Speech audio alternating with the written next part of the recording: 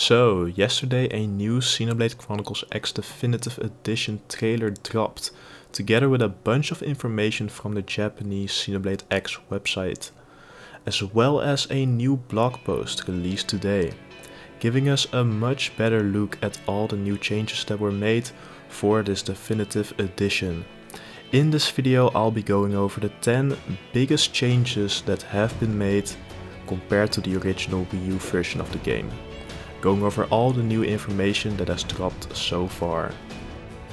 The first change we're going over actually didn't come from the trailer, but from the Japanese website, which shows us that we have new customization options for the main character, which for some reason is named Ryan in the English trailer, but in the Japanese trailer he's still called Cross.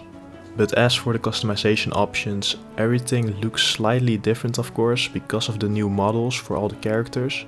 However, we do have hairstyles that are very inspired from both Mitra and Nia from Xenoblade 2. The face paint options also look different and include a Monado face paint option as well for whoever wants a Monado on their face throughout the entire game. Next up we got the newly revealed characters that have been shown in the new trailer. From the blog post we also now know that one is called Neil Nair, and a lot of people have pointed out that this character was in the art book as well, and luckily enough I was able to buy the Xenoblade X art book while I was in Japan. So here's a look at the page. This character will most likely be a new party member you get from doing a quest, like the other crew members. The trailer also showed one more party member, who is the pilot of this new Skell, which I will talk about more later. She wears a strange mask and her outfit says Blade, so she will likely also be a new party member. The third huge change is of course the improved models and graphics. All the characters look a lot better and got new renders as well, which we can see on the Japanese website. Other than that, there isn't much to say. We've all seen the trailers, so we know how beautiful the game is gonna look on the Switch, although the question still remains whether this game will be a dual launch for the Nintendo Switch 2, like they did with Breath of the Wild, since the Switch 2 should be right around the corner, which might even have better graphics and performance as well.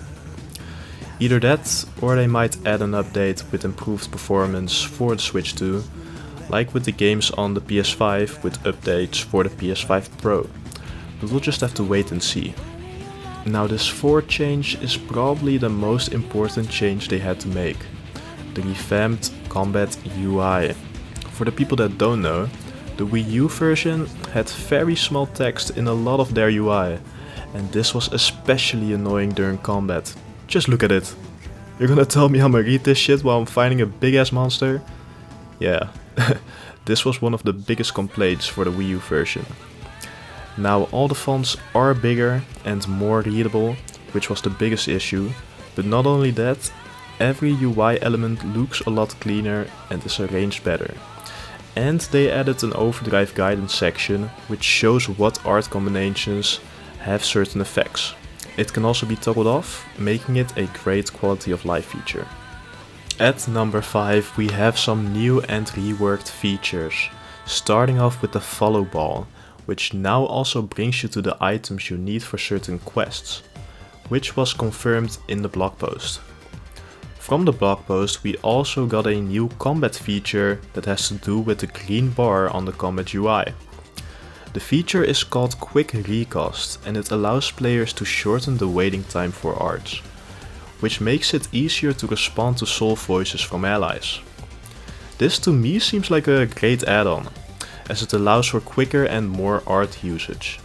And lastly, a lot of people have mentioned that you can now also jump while you're in your Skell, while also having the flight module. This means that the flying team for Skells probably won't always play while you try to make some vertical distance. Next up we got the Overworld HUD and menu redesign, which looks a lot easier to read as well, with some nice quality of life changes. Most noticeably, the Frontier nav, which used to be displayed on the Wii U gamepad, is now changed to a menu, which seems to open automatically after installing a new data probe. but you might be able to open the map by pressing R and down, as you can see next to the minimap. You can also see that the minimap looks slightly different as well, and there's a new mission log display, which I think lets you show both squad missions and normal quests.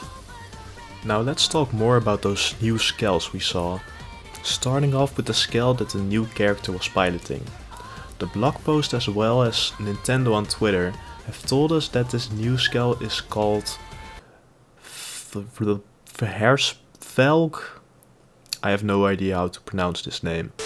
It wields a Japanese sword-like weapon and has a different way of flying than most Skells, as this one seems to go a lot faster. The website also shows us more of the Skell while it's flying, confirming that we can control the Skell in-game as well. The other new Skell is the one briefly shown in the new story part of the trailer, which looks really similar to an Ouroboros from Xenoblade 3. As for what this implies for the story, I have no clue, but it looks sick. For the 8th change, it's a small one, but with huge implications. On the website we can see the party with levels higher than 60, meaning that the level cap has been increased. This could imply more high level enemies and potentially more post-game content. Or maybe they just thought the level cap was stupid and made it 99 like all the other Xenoblade games and balanced the rest of the game around as well, but for now we can only speculate. Now as for the second to last change, we look at the new additional story content, which features a brand new area and music. This area seems to be a floating continent, which looks really nice, but honestly, they didn't show us a lot. I expect there to probably be new quests, new enemies and new music, which we already got to listen to and it sounds amazing. However, I do think that the soundtrack for the additional story won't be done by Hiroyuki Sawano, as it sounds like Aids were the ones behind the little piece we heard.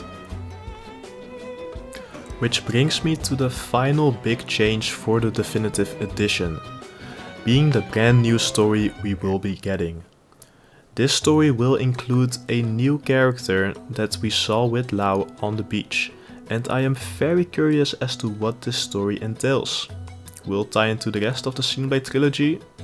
I hope it does, but it's quite a controversial topic, so I won't go into that for this video, but if you want to hear my theory on it, you should watch this video right after.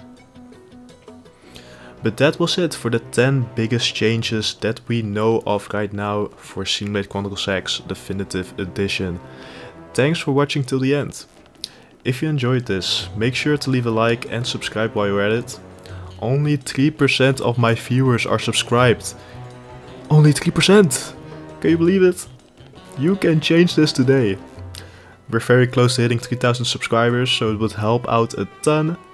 But yeah, that's it for now. Thanks and see you all later.